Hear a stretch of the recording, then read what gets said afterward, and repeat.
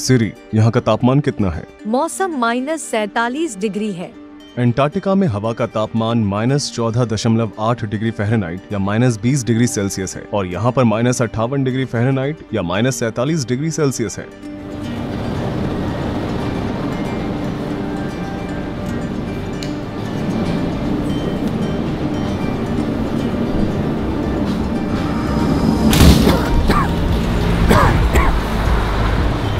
हमारे फेफड़ों को इसकी आदत नहीं है, इसलिए हमें बार बार खांसी आ रही है। यहाँ का मौसम बहुत ही ठंडा और शुष्क है। यहाँ की आबादी बहुत ज्यादा है। यहाँ करीबन 3 लाख लोग रहते हैं। याकुत्स्क रूस के ऑटोनोमस रीजन सखा रिपब्लिक की राजधानी है, जो कि नॉर्थ पोल से 280 मील की दूरी पर बसा हुआ है। क्योंकि ये जगह साइबेरिया के सबसे उत्तर पूर्व में स्थित है, इसलिए ये बाकी की दुनिया से बहुत अलग थलग लगता है।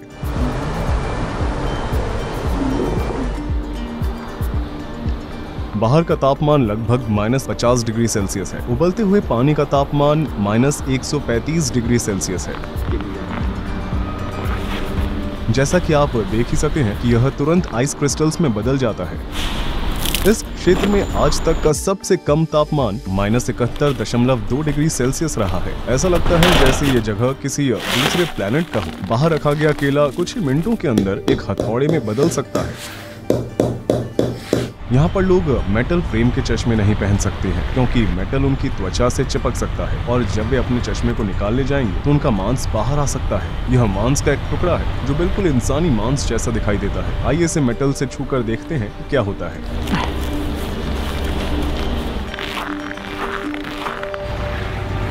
जैसा कि आप देख सकते हैं, ये पानी के पाइप है और इन्हें जमीन से ऊपर रखना पड़ता है, क्योंकि जमीन के नीचे पूरी बर्फ जमी हुई है। बात यह है कि शहर के नीचे 100 फुट मोटी बर्फ की परत जमी हुई है। देखिए, ये नदी पूरी तरह से जम चुकी है। सोवियत युग के दौरान स्टालिन के विचारों का विरोध करने वाले लोगों को सखा रिपब्लिक में निर्वासित कर दिया जाता था। उसमें पॉलिटिशियन, व्यापारी आदि शामिल थे। असल में आज याकुत्स्क में रहने वाले कुछ लोग उनके पोते पोती हैं, इसलिए यह निर्वासन की जगह हुआ करती थी। आज इस शहर में लोग एक आम जीवन जी रहे हैं। हम इस जीवन को बर्फ का नर, आइस हेल कह सकते हैं। यह मनुष्यों की सीमाओं के पार है। चाहे हम जो कुछ भी क्यों न पहन ले, कोई भी चीज हमारे शरीर को गर्म रखने के लिए पर्याप्त नहीं है। अगर आपके पास कार है तो आपको यहाँ बहुत दिक्कत हो सकती है। यहाँ पर सर्दियाँ 6 से 7 महीनों तक चलती है और उस समय आप अपनी कार को बिल्कुल भी नहीं चला सकते हैं। अगर आप फिर भी इसे चलाना चाहते हैं तो आप अपनी गाड़ी का इंजन बंद नहीं रख पाएंगे। उदाहरण के तौर पर आप यहाँ देख सकते हैं कि कार का इंजन चालू है, लेकिन फिर भी ये खाली है, अंदर कोई भी नहीं है। ऐसा ही यहाँ पर सैकड़ों कारें हैं। इंजन के चालू रहने की वजह यह है कि अगर ये रुक गया तो इस बात का खतरा रहता है कि ये पूरी तरह से बर्फ में ढक जाएगा और इंजन का तेल जम जाएगा। जैसा कि आप यहाँ देख सकते हैं, इस गाड़ी के मालिक ने अपनी कार को लंबे समय तक नहीं चलाया होगा। इंजन बंद होने के सिर्फ 20 मिनट बाद ही उम्मीद छोड़ देना यहाँ एक आम बात है। एक और जमी हुई कार जो आने वाली गर्मियों में फिर से इस्तेमाल होने का इंतजार कर रही है। ये कार चल रही है ना? चलिए देखते हैं कि इसके अंदर कोई है या नहीं। हाँ, कोई भी नहीं है। क्या आप सोच सकते हैं कि यहाँ वाकई में ऊर्जा की कितनी ज्यादा बर्बादी हो रही है? किस्मत से रूस एक ऐसा देश है जहाँ तेल और प्राकृतिक गैस संसाधनों की मात्रा बहुत अधिक है। देखिए, इस कार के एग्जॉस्ट पाइप को बाहरी पाइप की मदद से बड़ा किया गया है। यहाँ तक कि एग्जॉस्ट स्मोक भी जम जाती है। कार की सुरक्षा के लिए विशेष कवर्स भी बनाए गए हैं, लेकिन कभी कभी वो भी काफी नहीं होते और जो लोग ज्यादा पैसे खर्च करने की हैसियत रखते हैं वे अपनी गाड़ियों को हीट गैरेज में रखते हैं, क्योंकि ये गाड़ियां लगातार चलती रहती है। इसलिए पूरे शहर में लगातार धुएं की एक परत बनी रहती है। धुंध की वजह से सामने कुछ दिखाई देने की सीमा अक्सर 60.96 मीटर से कम होती है। यहाँ पर बनाए गए घरों का आर्किटेक्चर बिल्कुल अलग है। जमीन के बर्फ से ढके होने और बर्फ के खिसकने की संभावना की वजह से बिल्डिंग्स को खंभों पर बनाया जाता है। पुराने घर जिनका निर्माण बहुत पहले किया गया था, वे एक दशक के बाद झुकने लगते हैं, क्योंकि बर्फ की मात्रा या तो बढ़ जाती है या कम हो जाती है। यह पेन और सुई की तरह लग रहा है। यहाँ अगर सबसे बुरा कुछ हो सकता है तो वो है फ्रॉस्ट बाइट। चलिए मान लेते हैं कि एक रेफ्रिजरेटर लगभग 4.4 डिग्री सेल्सियस पर काम करता है और फ्रीजर -20 डिग्री सेल्सियस पर काम करता है, तो हम बड़ी आसानी से कह सकते हैं कि यहाँ पर हर जगह एक बहुत ही हाईटेक फ्रीजर की तरह काम कर सकती है, क्योंकि यहाँ का तापमान -50 डिग्री सेल्सियस है। इसलिए कुछ लोग अपने फलों या मांस को अपनी खिड़की के बाहर टांग कर स्टोर करते हैं। क्या मैं इस तौलिए से एक स्लेट बना सकता हूँ?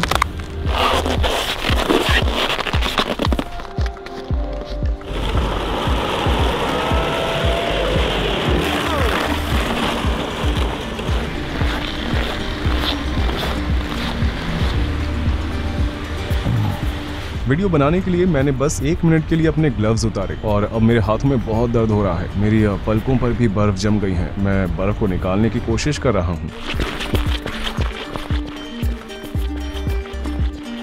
अगर आप 15 मिनट से ज्यादा समय तक बाहर रहते हैं तो आपको त्वचा में जलन और सांस लेने में दिक्कत जैसी समस्याओं का सामना करना पड़ेगा। ठंड लगना जो सुई की चुभन की तरह होती है, फ्रॉस्ट बाइट, उसके बाद सनसनी और फिर इसके बाद सीधे मौत भी हो सकती है।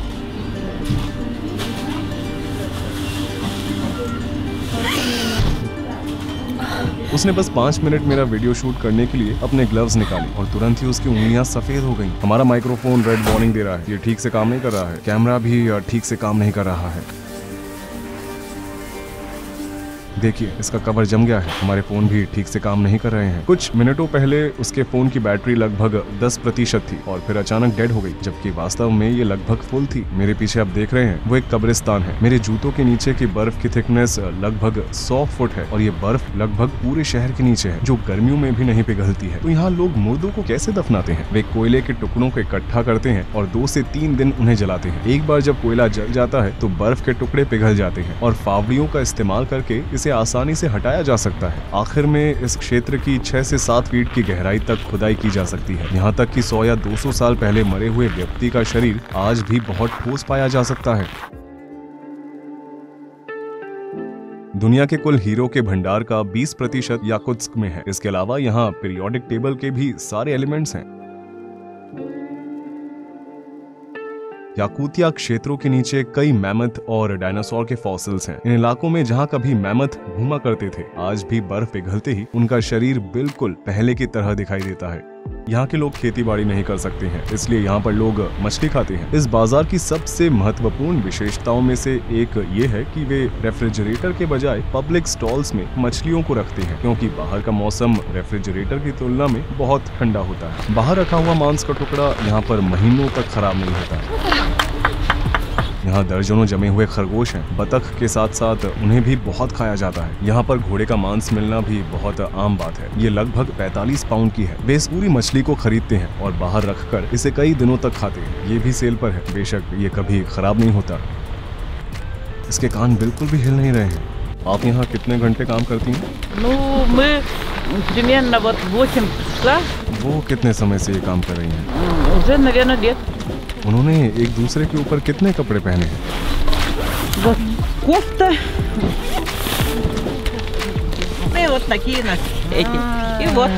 वे ऐसे फरों पर खड़े होते हैं ताकि उन्हें जमीन से अपने पैरों पर आने वाली ठंड का एहसास न हो। याकूतियों, जिनकी आबादी सबसे ज्यादा है, वे मूल रूप से तुर्क हैं। इस आबादी का 38% मूल रूप से रूसी है।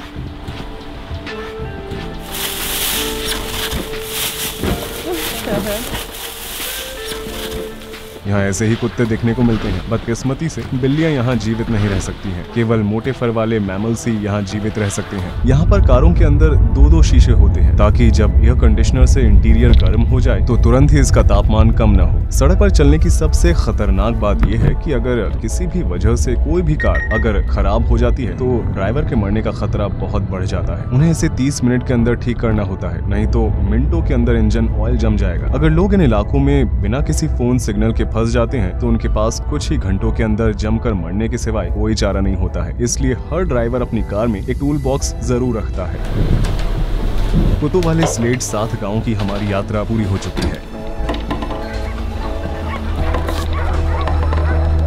कुतुब वाले स्लेट पर सवार होते समय हवा और ठंड के कारण मेरा एक कान पूरी तरह से सुन्न हो चुका था।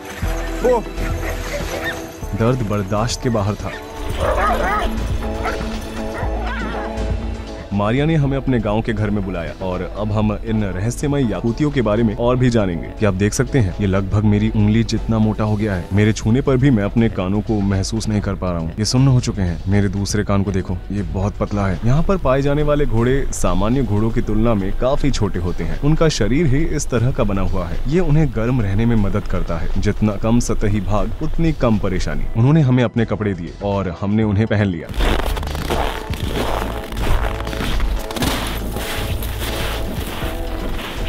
आप जमी हुई नाव को देख सकते हैं कि हम एक झील के ऊपर से गुजर रहे हैं।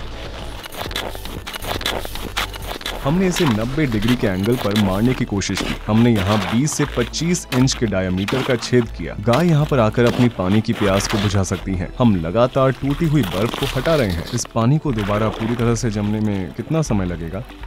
In 1 hour. इस गांव में गायों को सर्दियों में हमेशा खलिहान में रखा जाता है।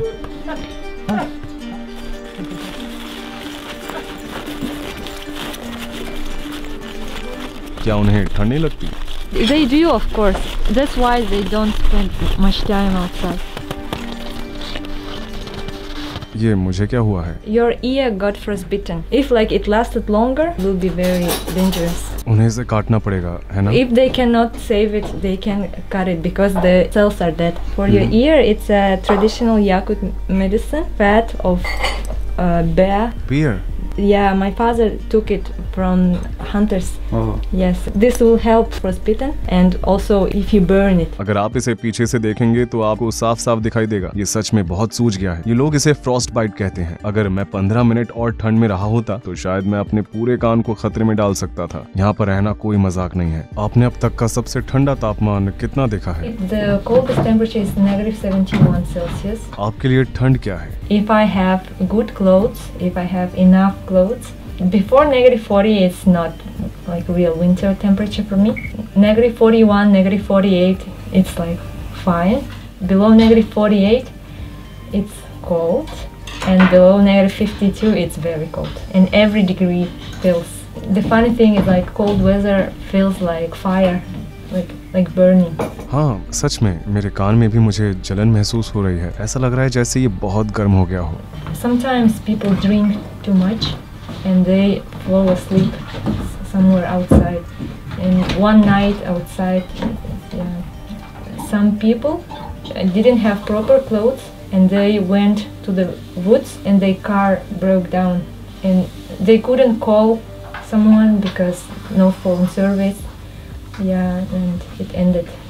प्रकृति के बारे में आपकी क्या राय है? Whole lifestyle of Yakut people, of Saha people, it's taking care of nature, respecting it. Early childhood, me and my family, we used to go to the woods to fish, to hunt. It's just a part of our life. And we always remember that we are not the owners of this land. We are just guests. For example, we always make a ritual.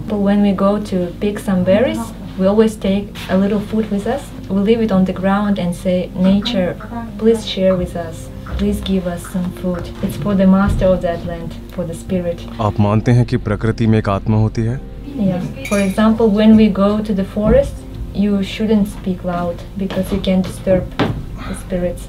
You shouldn't drink there, have fun there, throw the garbage. Don't disturb, don't destroy. Yakut religion is not something which is written in a book or there is a church. There is one center of our religion, but it's not something that, like in other religions, that we do every day. We should pray. We don't do something like that. But it's in our mind. It's in our lifestyle. And it's all related to nature. आपके पास जो कुछ भी है आप उसके लिए भगवान के बजाय प्रकृति का शुक्रिया अदा करते हैं। The gods are nature. Our gods are like part of the nature. अच्छा, अब मैं समझा। आप दक्षिण की ओर रहने के लिए क्यों नहीं चले जाते जहाँ इसकी तुलना में गर्मी ज्यादा है? क्योंकि इन तापमानों में रहना किसी पीड़ा से कम नहीं है। It's a torture for you, but not for us. The first reason is my family. Like, my family is here, and for me, the best is to be close to my parents, to my brothers. And secondly, I like the nature here. It's very pure. The ecology is very pure, and it's for me and for my future children. Breathing fresh air, it's very important. And third, because of our culture, I want to preserve our language, our traditions, and give them to the next generations. Yakutsk में गर्मियों का भी मौसम होता है। जुलाई में यहाँ का औसत तापमान लगभग 19 डिग्री सेल्सियस होता है। ग्लोबल वार्मिंग की वजह से बर्फ पिघल रही है और मैमथ के फॉसिल मिल रहे हैं, लेकिन इस वजह से हजारों सालों से छिपे हुए वायरस भी बाहर आ सकते हैं, जिनसे आधुनिक मनुष्यों का कभी भी सामना नहीं हुआ है। अगर यूरोपीय लोग उत्तरी अमेरिका में बसने के लिए आए थे तो अनजाने में वे अपने साथ एक फ्लू भी लेकर आए थे, जिसकी वजह से ज्यादातर मूल अमेरिकियों को अपनी जानें गंवानी पड़ी और फिर उन्हें सदियों तक अलग थलग कर दिया गया था। फ्लू का हम पर कोई असर नहीं हुआ क्योंकि हमारा इम्यून सिस्टम बहुत मजबूत था। इसी तरह इन क्षेत्रों में बर्फ के पिघलने से जिन प्राचीन बीमारियों से हम सुरक्षित नहीं हैं और वो सामने आ सकती हैं और मानवता को ऐसे विनाशकारी परिणामों का सामना करना पड़ सकता है। हमारा वीडियो देखने के लिए धन्यवाद। यह वीडियो एक ट्रैवल डॉक्यूमेंट्री सीरीज थी। मैं उन अनोखी जगहों की यात्रा करता हूँ जिनके बारे में ज्यादातर लोगों को पता नहीं होता है और उनके बारे में विस्तार से डॉक्यूमेंट्री बनाता हूँ। इस चैनल पर आने वाली अगली वीडियो भी याकुत्स्क की ही होगी। मैंने -55 डिग्री सेल्सियस पर 8 बर्फ के एक्सपेरिमेंट्स किए थे। जमे हुए अंडे और नूडल्स, गीले कपड़े और पानी के गुब्बारों के साथ बोलिंग खेलना। अगर आप इस वीडियो को मिस नहीं करना चाहते हैं और हमारे सभी वीडियोस को देखना चाहते हैं तो हमारे चैनल को सब्सक्राइब जरूर करें। अगर आप यात्रा के खर्चों में मेरी और मेरी टीम की मदद करना चाहते हैं तो मैं अब अपने YouTube चैनल पर ज्वाइन बटन को चालू कर दूंगा। आप इस वीडियो के डिस्क्रिप्शन बॉक्स में दिए गए लिंक्स पर क्लिक कर सकते हैं और विस्तार से इंडिपेंडेंट डॉक्यूमेंट्रीज बनाने में हमारी मदद कर सकते हैं। हमारी मदद करने के लिए आपका धन्यवाद। मेरे साथ इस प्रोजेक्ट को बनाने के लिए मैं अपनी टीम को भी धन्यवाद देना चाहूंगा। अभी के लिए अलविदा। रूही चैनत यहाँ पर था।